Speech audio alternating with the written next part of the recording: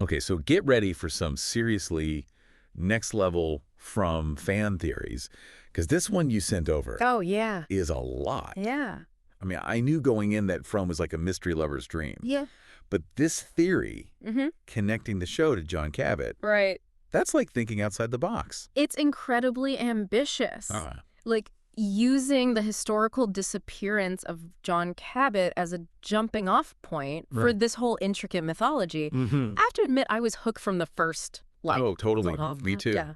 Especially when the theory brought in tarot card symbolism. Oh, yeah. Like, that's where things got really interesting for me. Yeah. But before we get ahead of ourselves, Right. let's set the stage a little bit for anyone who might not be as familiar with From. Oh, Essentially, you've got this creepy town Mm-hmm. that traps people. Okay. And when the sun goes down, Right. these terrifying creatures come out to play. It's Lost meets Stranger Things with, like, that added element of, like, Right. what the heck is going on. They keep you guessing. Yeah. And this theory dives headfirst into the WHY of the town. Right. Suggesting that its existence is tied to a deal Okay.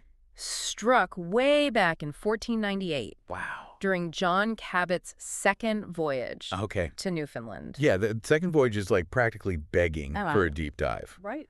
History tells us that one of Cabot's ships, Okay. the Matthew, vanished without a trace. Right. And this theory uses that historical mystery Mm. as like a launch pad for this whole otherworldly story It's like they took a grain of truth. and built a whole universe around it. Exactly. So picture this. Okay. It's the late 1400s. Mhm. The age of exploration is in full swing. Right. You've got John Cabot, an Italian explorer working for England, Okay. who is determined to find a shortcut to Asia by sailing west. Okay. He'd already reached Newfoundland in 1497, Mm-hmm. which made him a bit of a celebrity. Right. But this second expedition, Oh, this is where things get a little dicey. let's just say Yeah. it did not go as planned. No, not according to plan at all. Yeah. And it's on this second voyage where the Matthew disappears. Right. And the theory proposes that the ship was marooned in Newfoundland, Okay. near what remained of an old Viking settlement. See, and this is where the theory blends reality with speculation Yeah. in a way that I find so fascinating. Yeah. Because archaeologists have actually found Viking ruins in Newfoundland. Right. It Yeah. proves they were there centuries before Cabot. Right. So it's not completely outlandish to imagine Cabot's ship No. stumbling upon these remnants of a bygone era. It adds a layer of what if Mhm. to history that's really intriguing. But there's another group we need to talk about. Okay. The Beothuk people, Right. the original inhabitants of Newfoundland. Mm-hmm. They play a significant role in this theory as well. They do. And unfortunately, their story is a tragic one. It is. The Beothuk were systematically displaced, Right. mistreated by European settlers, Mhm. and ultimately vanished as a distinct people by the 1800s. Yeah, it's really sad. We only have these fragmented pieces of knowledge about their beliefs and their religion. But it's those very fragments that make this theory so compelling. I know. Like, what do we know about what the Beothuk believed? Right. What kind of things did they hold sacred? Well, they revered the sun and the moon, Okay. but also had this deep-seated fear of a devil figure known as the Black Man. Okay. There are also mentions of a spirit world teeming with monsters. Okay. And get this, What? they believed that birds carried the souls of the dead. Wait a minute. Yeah. Birds carrying souls? Doesn't that sound eerily familiar to anyone who's seen even a single episode of From? I know, right? It's like the showrunners reach back in time Yeah. and pluck that detail right out of Beothuk folklore. It's crazy, right? It's almost too perfect to be a coincidence. Totally. It does, right? It really does. Like, did the creators of From, like, stumble upon these obscure historical details and think, Right. yep, that's the kind of creepy vibe we're going for? Exactly. Yeah. It adds like this whole other layer of depth to the show, knowing that Yeah. some of these unsettling elements have roots Oh, in yeah. actual history and Mhm. folklore. Okay. But let's get back to the theory itself. Okay. So it suggests that one of the women on Cabot's ill-fated expedition Right. gives birth while they're stranded in Newfoundland. Okay. Remember, they're facing a pretty harsh winter up there. Oh, yeah. Resources are dwindling. Yeah, Tensions are running high. for sure. It's kind of a recipe for disaster. Right. And history has shown us time and time again Brutal. that when things go sideways, people start looking for someone to blame. Oh, 100%. And in this case, the theory proposes Yeah. that the woman is accused of witchcraft. Which tragically was not uncommon during that era. Right. Accusations of witchcraft were rampant, Mm-hmm. especially, with the Inquisition going on. Right. And we know a friar was actually part of Cabot's expedition. Oh, wow. So it's not a stretch to imagine how, in that context, Right. a woman in Yeah. a vulnerable position For sure. could become a scapegoat Right. for the crew's misfortunes. Especially if they started attributing, like, the ship's bad luck Total. or the harsh conditions to something supernatural. Oh, absolutely. Right. Yeah. Speaking of vulnerable, though, Okay. the theory also draws a parallel between this woman and the tragic fate of the Beothuk people Oh, right. in general. Yeah, it suggests that she might be one of the few survivors of Wow. earlier encounters Okay. between the Beothuk and European explorers. Interesting. And you know how we were talking about those fragments of Beothuk beliefs? Yeah. Some accounts mention this belief that, first explorers were good, Okay. but then, later explorers brought hardship and suffering. So they're almost creating an origin story Yeah. for the darkness Totally. in a way that permeates the town. It's like the darkness is almost inherited in a way. Yes, but it Got gets it. even darker. Oh, yeah. The theory claims that the remaining explorers, Right. desperate Right, facing right. starvation, Yep. resort to cannibalism. It's a horrific thought, I know. but it does kind of align with some of the Yeah. deeply unsettling scenes we see in From. Right. There's moments where, characters are driven to consume things that are, It's true. let's just say, not on a standard menu. Yeah, they definitely don't shy away from the they go. visceral, unsettling details. They go there. They do. Yeah. So Sink it. the explorers, they go full-on survival mode. Right. But what happens to the woman Oh. that they accused of witchcraft? This is where the theory takes that, What? oh, no, they didn't.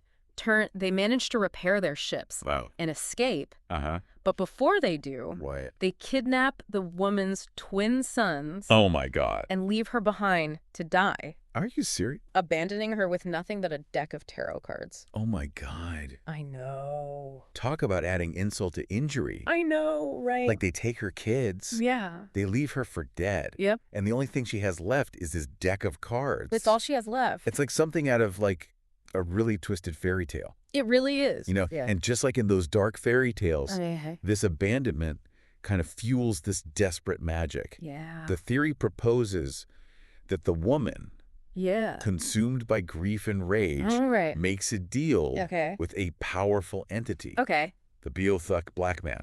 Ooh. The very same black man who is shrouded in fear and dread Right. in Beothuk folklore. It's like they could have chosen Yeah, any supernatural entity, it's true. but they went with one. It's very It specific. has direct ties to the location Yes. Yeah. and the indigenous people who once lived there. Exactly. Yeah. So she makes this deal with the black man, Right. desperate to reunite with her sons. Okay. But what's the price Right. of this supernatural intervention? Yeah. What does this entity ask for in return? That is where the theory introduces its most fascinating and terrifying concept, What is it? the game. Ooh, a game. And not just any game, Okay. a supernatural wager, Okay. a battle of wills Wow. with terrifying stakes, Mm. using the tarot cards as its framework. Oh, wow. This, the Whoa. theory argues, Yeah. is the genesis of the town we see in From. So you're saying the entire town is a product of this deal, Yes. a game board A game board? created by this mother's grief Yes. and desperation. Yes. That's insane. It's insane Wow. in a brilliant, Yeah. mind-bending way. In a mind-bendingly brilliant way, Because when you think about it, right? so much of what we see in From revolves around games and puzzles Totally. and trying to figure out the rules to survive. Exactly. It's almost ingrained in the DNA of the show. It is. Yeah. It really is. And it's not just thematically either, right? Yeah. The theory also points to all these visual cues in the show Right. that reinforce this idea of Yeah. the town being this game board. So we've got the game board. Right. But what about the players? Right.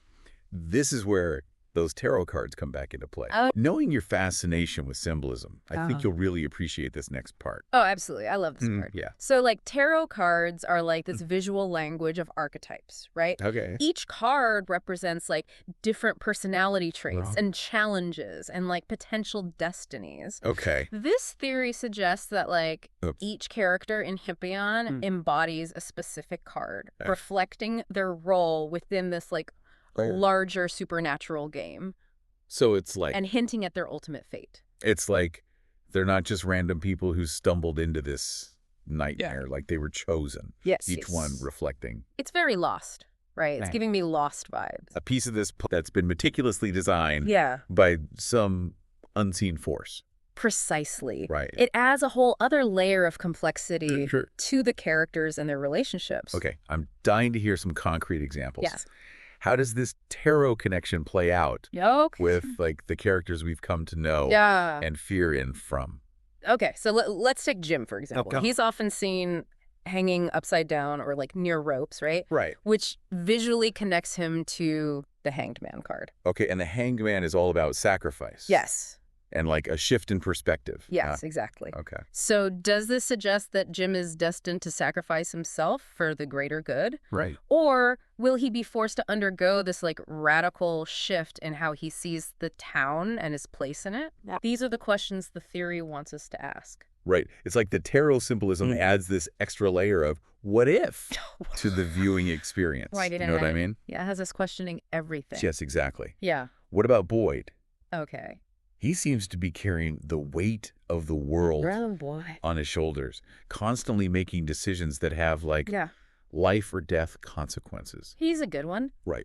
Boyd aligns well with the Fool card, Okay. which represents new beginnings, Okay. blind faith, Yeah. and the potential for Okay. both great wisdom and utter folly. It's interesting because he often does feel like he's stumbling forward into the unknown, Yeah. trusting his instincts, Yeah. but not always sure if he's making the right call. Yeah. And that's the essence of the Fool card, isn't it? Right. Taking that leap of faith even when you're not sure Totally where right. you're going to land. It's a good one. Right. Okay. And then there's Tabitha Oh, Tabitha. with her unsettling visions. Right.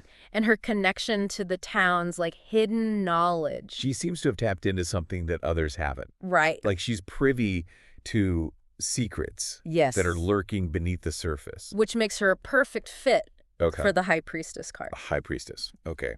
This card is associated with intuition, Yeah. hidden knowledge, Mhm. and the mysteries of the subconscious. So if those visions of hers are more than just nightmares, Right. if they're actually glimpses into the Yeah. true nature of the town, Ooh, good point. right, could Tabitha be the key Right. to unraveling this whole mystery? That's a question that I think a lot of viewers are asking. Totally. Right. And it's this kind of speculation, this digging beneath the surface Yes. that this theory encourages. 100%. Right. It suggests that we shouldn't just watch from passively, Right. but engage with it Yes. as an active puzzle to be solved. I love that. Right. It's like this show itself is a game, Yes. and we, the viewers, are players too. We're all players. We are all players, Yeah. but things get even more interesting They do. and a whole lot creepier Oh, yeah. Tell me more. when the theory tackles those terrifying creatures Right. that stalk the night. We can't talk about from without talking about those monsters. We can't. Right. And, you know, the theory suggests that they're not just these mindless beasts roaming around, Right. but that they're actually controlled by players What? in a mirrored version of the town. Wait, hold on a minute.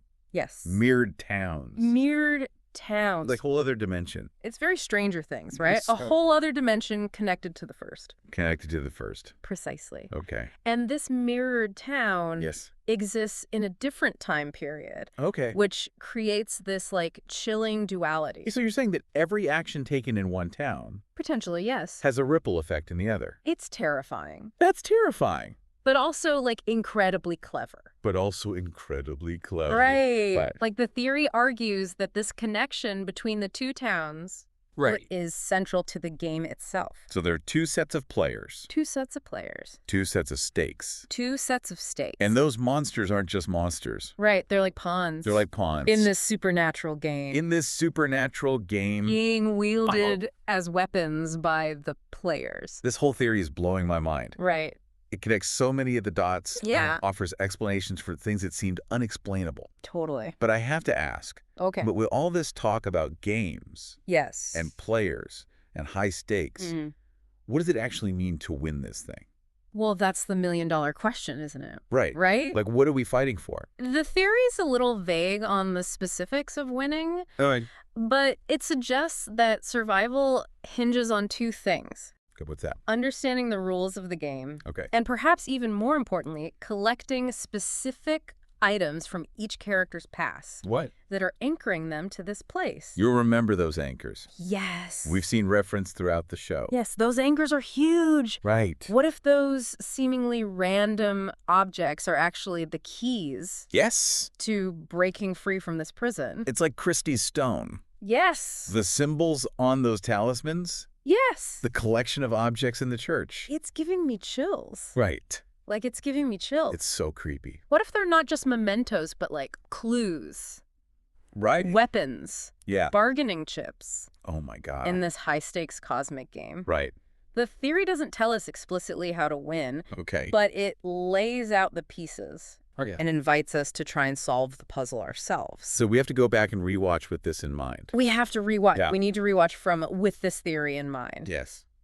Pay attention to those seemingly insignificant details. Right. Those background objects, those throwaway lines of dialogue. Yes. Because they might hold the key to understanding not just the characters and their motivations, but the very fabric of the town itself. Right. And the rules governing this whole game. This has been incredible. It has. Thank you so much to the listener who sent in this theory. Oh my gosh, thank you. You've given us a whole new lens. I know. Through which to view from. Yes. And I have a feeling we'll be dissecting this one for a long time to come. Me too. It's going to be stuck in my head forever now. Right. This theory reminds us that, like, sometimes the most unsettling stories are the ones that blend fact and fiction, history and mythology, leaving us to question what's real, what's imagined, and what happens when the lines between the two get blurred. It's a good reminder that we're all players in the game of storytelling. Ooh, I like that. Right. That's good.